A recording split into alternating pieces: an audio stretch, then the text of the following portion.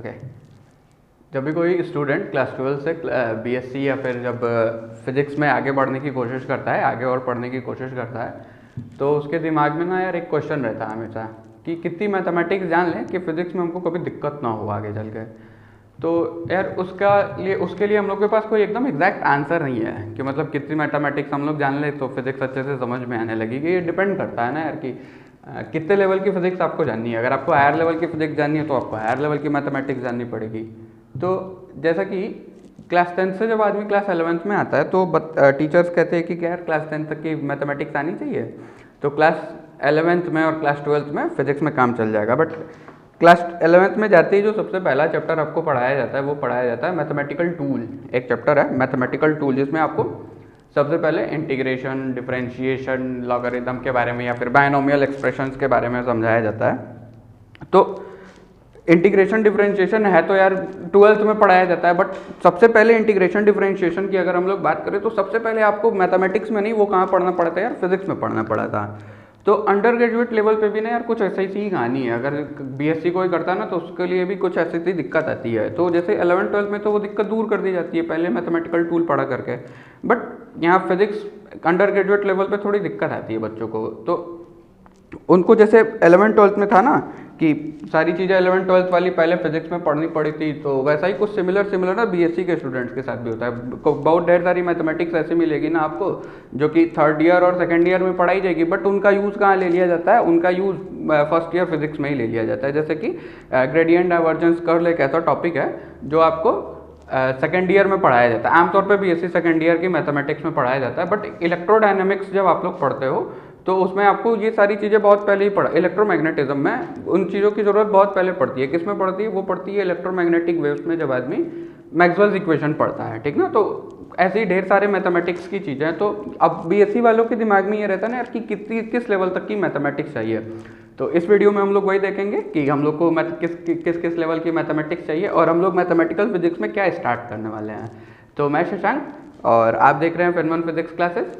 आगे चल के देखते हैं कि और वीडियो में जैसा कि बोर्ड पे बड़े क्लियर दिख रहा होगा कि मैथमेटिकल फिजिक्स में मैंने 5 कैटेगरीज बना रखी है मैथमेटिकल फिजिक्स के लिए। तो जैसा सबसे पहला है mathematical physics 1 vector analysis, mathematical physics 2 differential equation. Differential equation में ऑर्डिनरी डिफरेंशियल इक्वेशन और partial differential equation. Mathematical physics 3 जिसमें हम लोग स्पेशल फंक्शंस के बारे में पढ़ेंगे। स्पेशल फंक्शंस आप लोग के यहाँ बीएससी 3rd ईयर में पढ़ाया जाता है। स्पेशल फंक्शंस में Legendre polynomial, Bessel's polynomial, Hermite polynomial and Laguerre polynomial और रिकरेंस रिलेशन, उनके रिगार्डिंग और ऑर्थोगोनैलिटी के बारे में पढ़ाया जाता है। सबसे इंपॉर्टेंट है ये आपको एक पेपर ही मिलेगा आपका इसका आपका एक पेपर ही मिलेगा आपके बीएससी में, ठीक है। उसके बाद मैथमेटिकल फिजिक्स 4 मैट्रिसेस और मैथमेटिकल फिजिक्स 5 4 ईयर सीरीज। इसमें 4 ईयर सीरीज के बाद अगर समय मिलता है तो हम लोग उसमें बीटा गामा फंक्शन और लैप्लास ट्रांसफॉर्मेशन के बारे में भी सीखेंगे। तो मैथमेटिकल फिजिक्स 1 सबसे पहले हम लोग वेक्टर एनालिसिस क्यों पढ़ेंगे। वेक्टर एनालिसिस पढ़ने के पीछे रीज़न ये है कि इलेक्ट्रोमैग्नेटिज्म में जो एक चैप्टर अभी मैंने थोड़ी देर पहले बता रखा था, इलेक्ट्रोमैग्नेटिक वेव्स। इलेक्ट्रोमैग्नेटिक वेव्स में ना आपको वेक्टर एनालिसिस, इसको वेक्टर कैलकुलस भी बोलते हैं, ठीक ना। इसका बड़ा यूज़ है। जब आप लोग मैक्सवेल्स इक्वेशन सॉल्व करना शुरू करेंगे या फिर उनको डेराइव करना शुरू करेंगे तो दिखेगा कि बहुत ढेर सारी ज़रूरत पड़ेगी इस कॉन्सेप्ट की। तो इसीलिए हम लोग मैथमेटिकल फिजिक्स 1 पहले कवर कर रहे हैं और इस टोटल सीरीज़ में हम लोग सबसे पहले यही पढ़ेंगे। उसके बाद हम लोग पढ़ेंगे डिफरेंशियल इक्वेशन और उसके बाद स्पेशल फंक्शंस। उसके बाद जैसा जैसा होगा वैसा वैसा कवर करते जाएंगे। तो अब हम लोग ये देख लेते हैं कि वेक्टर एनालिसिस या फिर वेक्टर कैलकुलस में हम लोग को क्या क्या पढ़ना पड़ेगा। वेल, वेक्टर एनालिसिस और वेक्टर कैलकुलस में सबसे पहले हम लोग पढ़ेंगे फील्ड के बारे में। किसके बारे में? फील्ड के बारे में। फील्ड के बारे में पढ़ेंगे, फिर उसके बाद टाइप्स ऑफ फील्ड पढ़ेंगे, पॉइंट फंक्शंस के बारे में पढ़ेंगे। मैं सारा अभी लिख भी देता हूँ। सबसे पहले क्या पढ़ेंगे भैया हम लोग? सबसे पहले हम लोग पढ़ेंगे फील्ड के बारे में। किसके बारे में? फील्ड के बारे में। फील्ड एंड इट्स टाइप्स और उसी में हम लोग क्या पढ़ेंगे? पॉइंट फंक्शन के बारे में पढ़ेंगे। Point function. जो दूसरी चीज़ इसमें हम लोग पढ़ेंगे वो पढ़ेंगे डेल्टा ऑपरेटर या फिर vector differential operator, del operator के बारे में। इसको कई बुक्स में नेबुला भी बोला जाता है, ठीक ना, या फिर इन्वर्टेड डेल्टा भी बोला जाता है। वेक्टर डिफरेंशियल ऑपरेटर या फिर डेल ऑपरेटर, जो बोल लीजिए। फिर उसके बाद हम लोग क्या पढ़ेंगे? उसके बाद हम लोग पढ़ेंगे उसके बाद इस ऑपरेटर को कैसे कैसे हम लोग अलग अलग वेक्टर्स, स्केलर्स और अलग अलग फंक्शंस पे कैसे हम लोग ऑपरेट करेंगे। तो उनका हम लोग मल्टीप्लिकेशन के बारे में पढ़ते हैं, ठीक ना। जैसे चूंकि यहाँ पे दिख रहा होगा कि इस जो इन्वर्टेड डेल्टा है उसके ऊपर एक एरो लगा हुआ है, तो बेसिक हाँ, इन उसको पढ़ने से पहले ना कुछ चीज़ों और आपको पता रहनी चाहिए। जैसे बुक्स में लिखा रहता है ना कि there are few requisites, prerequisites. तो प्री रिक्विजिट्स इसमें क्या है, प्री रिक्विजिट्स इसमें आपको 3 चीज़ें बड़ी चीज़ें आनी चाहिए। सबसे पहला क्या, वेक्टर अलजेब्रा, वही क्लास 12th लेवल वाला वेक्टर अलजेब्रा। दूसरी चीज़ क्या भैया, दूसरी चीज़ आपको आनी चाहिए डिटर्मिनेंट, और तीसरी चीज़ है आप लोगों की इंटीग्रेशन एंड डिफरेंशिएशन सॉल्व करने आना चाहिए। साथ ही साथ एक और चीज़ होती है पार्शियल डिफरेंशिएशन सॉल्व करना। तो पार्शियल डिफरेंशिएशन जब जैसे जैसे क्वेश्चन आएंगे तो मैं बताऊंगा, बट इतनी चीज़ें आपको तैयार रहनी चाहिए। अगर मैं कैलकुलस लिख दूँ तो आई थिंक सभी को समझ में आ जाएगा कैलकुलस। ओके, तो ये थे प्री रिक्विजिट्स वेक्टर एनालिसिस को पढ़ने के लिए। ये 3 चीज़ें बहुत ज़रूरी हैं समझने के लिए, ठीक ना, वेक्टर एनालिसिस को।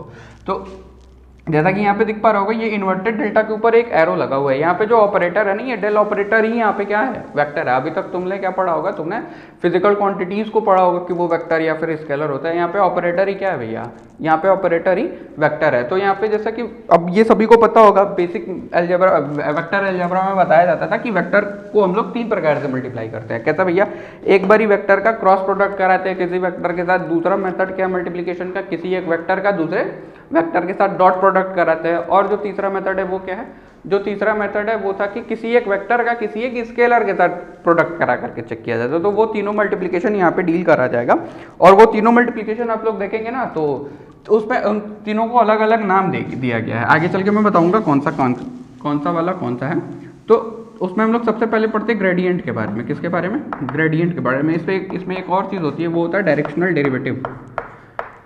तो हम लोग डेल ऑपरेटर पढ़ेंगे, डायरेक्शनल डेरिवेटिव पढ़ेंगे, ग्रेडियंट पढ़ेंगे। उसके बाद हम लोग पढ़ेंगे डाइवर्जेंस के बारे में। किसके बारे में, डाइवर्जेंस के बारे में। जब डाइवर्जेंस कवर हो जाएगा तो हम लोग उसी में तीसरे प्रकार का, ये क्रॉस प्रोडक्ट है 2 वेक्टर्स का, उसमें हम लोग पढ़ेंगे कर्ल के बारे में। और कर्ल के बाद हम लोग कुछ आइडेंटिटीज़ देखेंगे। इन तीनों का हम लोग बारी बारी से आपस में कैसा रिलेशन है, कौन सा एक दूसरे के ऊपर ऑपरेट करेंगे, जैसे ग्रेडियंट, डाइवर्जेंस, कर्ल एक दूसरे के ऊपर कैसा कैसा अगर मल्टीप्लाई कराया जाए सभी का आपस में तो क्या मिलता है, वो वाली चीज़ देखेंगे। तो उसमें हम लोग को कुछ आइडेंटिटीज़ मिलेंगी।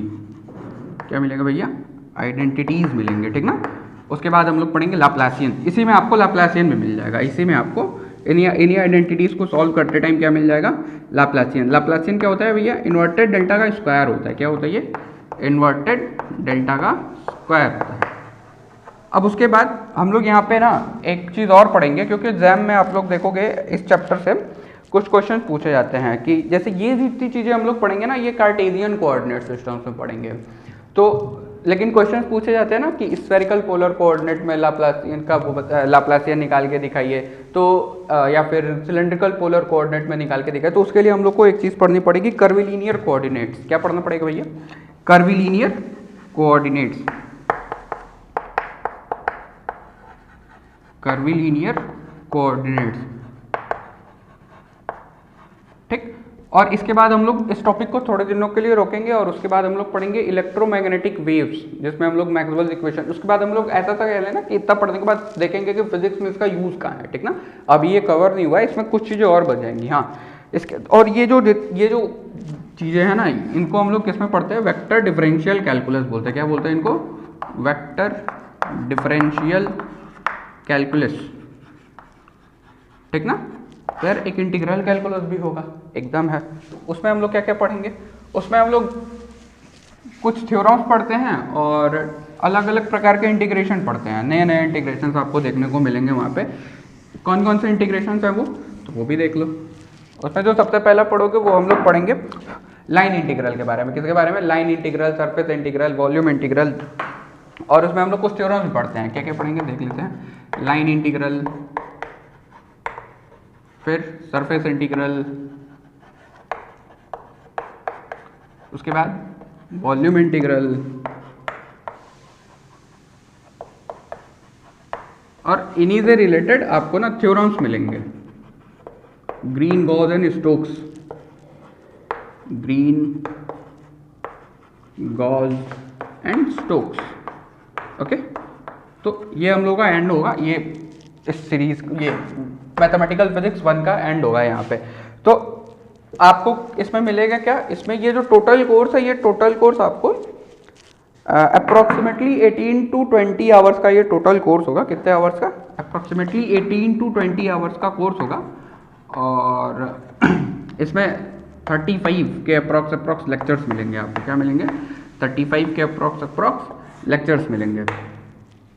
तो हाँ, अब बारी आती है बुक्स की कि भैया बुक्स कौन से फॉलो करें। तो सबसे अच्छी बुक जो है उसमें आपको मिलेगी मैथमेटिकल मेथड्स फॉर फिजिसिस्ट। क्या मिलेगा भैया? Mathematical methods for physicist, Arfken Weber and Harris, I think Harris की मॉरिस ऐसे कुछ है। Mathematical method for physicist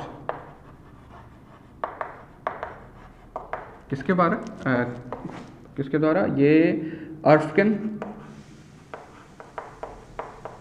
weber and Harris, I think